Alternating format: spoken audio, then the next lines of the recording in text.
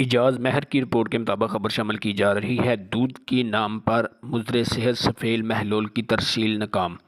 گوجرانوالہ میں dairy safety ٹیموں کی مسلسل شہر کے داخلی راستوں پر ناکہ بندی، ملک شاپس کی چیکنگ، 250 لیٹر مضر صحت دودھ، 800 کلو مضر صحت پاؤڈر سمیت مشینیں ضبط، مقدمہ درج۔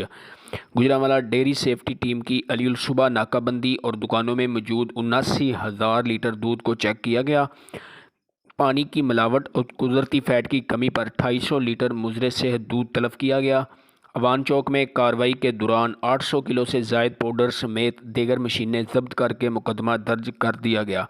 موقع پر کیے گئے ٹیسٹ ناقص پائے جانے پر ایکشن لیا گیا۔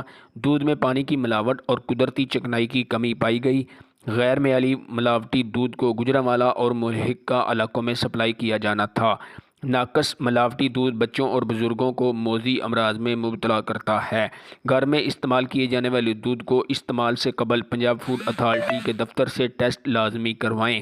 عوام الناس تک معیاری دودھ کی یقینی فراہمی کے لیے فوڈ سیفٹی ٹیمیں دن رات سرگرم ہیں۔ دودھ کے معیار پر کوئی سمجھوتہ نہیں، ملاوٹ کرنے والوں کے خلاف سخت ایکشن لیا جائے گا۔ D G food authority. Camera main Ali but کے ساتھ اعجاز مہر، نیوز 4 گوجرانوالہ۔